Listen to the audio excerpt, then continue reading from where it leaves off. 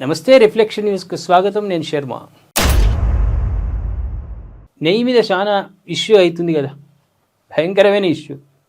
నువ్వు దొంగవంటే నువ్వు దొంగవు అని వీళ్ళిద్దరు కలిసి ఇంకా నన్ను నిద్రపోనీయకడే చేశారు. కల్తీ, అటు భక్తులకు కూడా అంతే అయిపోయింది. కల్తీ నెయ్యి.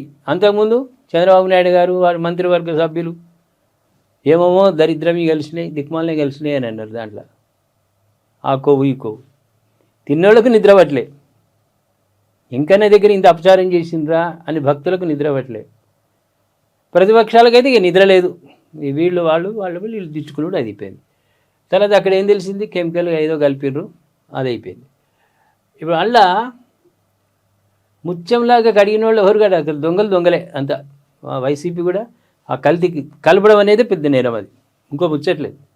కల్తీ చేయడం, వెంకన్న దగ్గర కల్తీ చేయడం అనేది నేరం. వెంకన్నని కాదు, ఏ దేవాలయంనైనా సరే కల్తీ జరగడం అనేది పెద్ద దోషం. అది వాళ్ళేమి అది కాదు, పునీతులు కాదు. ఇక్కడ ఏమవుతుందంటే ఫ్రాన్స్ నుంచి తెచ్చుకున్నారట, దిగుమతి చేస్తున్నారట. తిరుమలలో సిద్ధమవుతున్న ఆహార ప్రయోగశాలలో ఏర్పాట్లు అని మంత్రి సత్యకుమార్. స్వామివారి నెయ్యి, తర్వాత ముడి సరుకులు, ఇవన్నిటిని కూడా ఆ మిషన్ గుర్తుపడుతుంది. కల్తీ జరిగితే ఇమీడియట్లీ చెప్తుంది. తిరుమలకు సరఫరా అయ్యే నెయ్యిలో ఏమాత్రం నాణ్యత తగ్గినా వెంటనే పసిగట్టేందుకు ఈ నోస్ యంత్రాలు సమకూరుస్తున్నట్లు వైద్య ఆరోగ్య శాఖ మంత్రి సత్యకుమార్ యాదవ్ తెలిపిండు.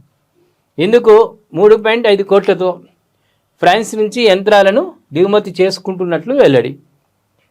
నెయ్యి నాణ్యతలో చిన్న లోపమున్నా ఇవి గుర్తిస్తాయని చెప్పారు. 25 కోట్లతో తిరుమలలో నెలకొల్పుతున్న అత్యాధునిక ఆహార ప్రయోగశాలలో వీటిని ఏర్పాటు చేయనున్నట్లు తెలిపారు.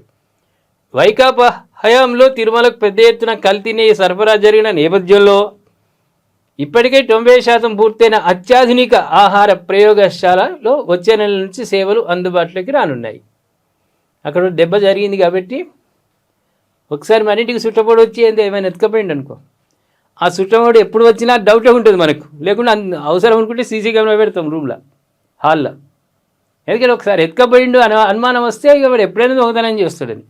వైసీపీ చేసిన ఘనకార్యంతో ఏమవుతుందంటే అక్కడ ఈ మిషన్లు అక్కడి నుంచి కొనుక్కొచ్చి పెట్టాల్సిన పరిస్థితికి వచ్చింది. శ్రీవారి ప్రసాదాల తయారీలో ఉపయోగించే నెయ్యి, జీడిపప్పు, కిస్మిస్, బాదాం, శనగలు, చక్కెర, యాలకులు, పసుపు, కారం లాంటి 60 రకాల ముడి సరుకులు ప్రసాదాల నాణ్యత ఈ ఆహార ప్రయోగశాలలో పరీక్షిస్తారు. ప్రయోగశాలలో మైక్రోబయాలజీ, కెమిస్ట్రీ తదితర విభాగాల్లో పరీక్షలు చేస్తారు. ప్రసాదాలు, ముడి సరుకుల్లో పురుగు మందుల అవశేషాలు, భార లోహాలు, క్రిమి కీటకాలు, యాంటీబయాటిక్స్ లాంటి అవశేషాలు ఏమైనా ఉన్నాయా అనేది ఇక్కడ గుర్తించవచ్చు. మొత్తం 200 రకాల అవశేషాలు గుర్తించే సామర్థ్యం కలిగిన యంత్రాలు ఈ ప్రయోగశాల ద్వారా అందుబాటులోకి రానున్నాయి. మళ్ళీ ఈ పరీక్షలు చేసేటోళ్ళు మనుషులే, ఈ పరీక్ష చేసేదంతా మనుషులే. మరి మిషన్ ఏం చేస్తుందో వాళ్ళు పెట్టిన తర్వాత మన రిఫ్లెక్షన్ న్యూస్ ప్రేక్షకులకు ఆ మిషనరీ గురించి వివరించి చెప్పడానికి సిద్ధంగా ఉన్నాం. పూర్తి వివరాలు అప్పుడు ఇద్దాం. ల్యాబ్లో తీతిదే జలప్రసాదాల నమూనాలను పరీక్షిస్తారు. వీటన్నిటి కోసం 50 రకాల పరికరాలు, యంత్రాలు ఏర్పాటు చేయనున్నారు. వైద్య ఆరోగ్య శాఖ, టీటీడీ కలిపి 40 మంది ఉద్యోగులను అందుబాటులోకి తీసుకొస్తారు. దీనిపై త్వరలో ఒప్పందం కుదుర్చుకుంటారు. మిషనరీ చేస్తాయి, మిషనరీ ఆపుతాయా? ఇప్పుడు రోబో ఉంది, రోబో టెక్నాలజీ అది, దాన్ని ఆపరేటింగ్ ఒక్కడు ఉండాలి కదా. 50 మంది చేసే పని రోబో చేస్తుండొచ్చు, 100 మంది చేసే పని రోబో చేస్తుండొచ్చు, కానీ ఆపరేటింగ్ చేయడానికి ఒకళ్ళు అయితే ఉండాలి కదా. దాన్ని మళ్ళీ మనుషులైనారు. ఇక్కడ ఒక నెయ్యి కాదు, వెంకన్న దగ్గర క్వాలిటీ చూడాల్సింది నెయ్యి, జీడిపప్పు, వీటి మీద కాదు. సరే, ఇవి కూడా భక్తులకు ప్రసాదంగా ఉండాలి, కానీ మిగతా స్టాఫు, ఉద్యోగులు, వేరే మతాల వాళ్ళు ఉన్నారు ఉద్యోగులు, అక్కడే జల్లెడ పట్టుండి. ఫస్ట్ యేసు ప్రభు ఫోటో జేబులో పెట్టుకొని ఉన్నారు ఉద్యోగులు, యేసు మతస్థులు ఉన్నారు అక్కడ. మొదలు వాళ్ళని తీయండి. భక్తులకు చెప్తున్నారు, ఎంకన్నా కాదు, మీకు రక్షణగా ఉండేది యేసు ప్రభువు.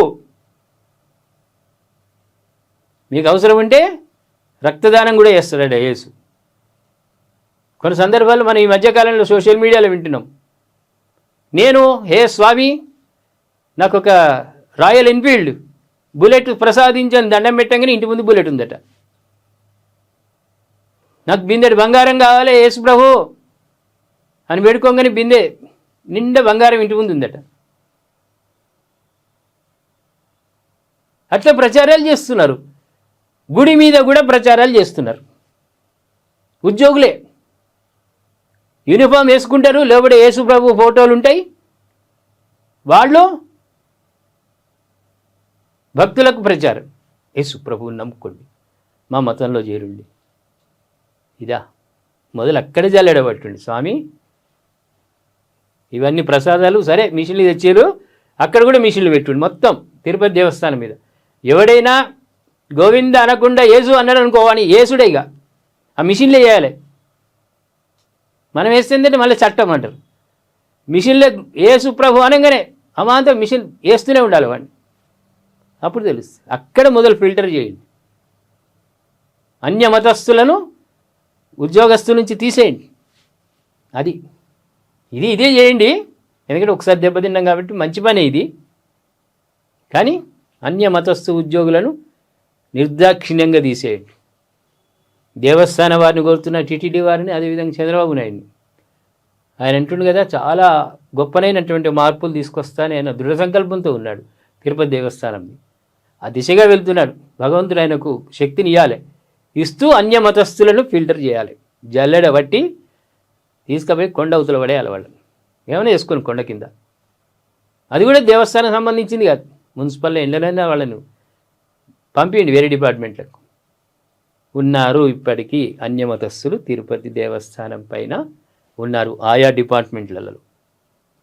ఒక్కసారి దాన్ని ఊరికి జేబులు చెక్ చేయండి అందరి. యేసు ప్రభు ఫోటోలు దొరుకుతాయి. వాళ్ళెందుకయ్యా మన దగ్గర? మన దేవుడిని నమ్మేవాళ్ళు మన దగ్గర ఉండాలి, కానీ అన్యమతస్థులన్నీ పెట్టుకున్నాడు ఎందుకు?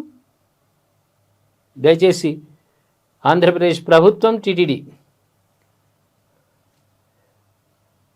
గుర్తించాలి, వాళ్ళని తీసేయాలి. దీన్ని కూడా సెల్యూట్. ఈ నెయ్యి స్వామివారి ముడి సరుకు, ప్రసాదాల ముడి సరుకును కూడా ఫిల్టర్ చేస్తుంది, అది గుర్తుపడుతుంది అనేది దాన్ని అందరూ స్వాగతిస్తారు. అదేవిధంగా అన్య మతస్థులను కూడా అక్కడి నుంచి తీసేయండి. నేను చెప్పిన దాని గురించి మీరు స్పందించండి. ఏకీభవిస్తారా, ఏకీభవించరా? మీ కామెంట్ రూపంలో మాకు తెలియజేయండి. సబ్స్క్రైబ్ చేసుకోండి, షేర్ చేయండి.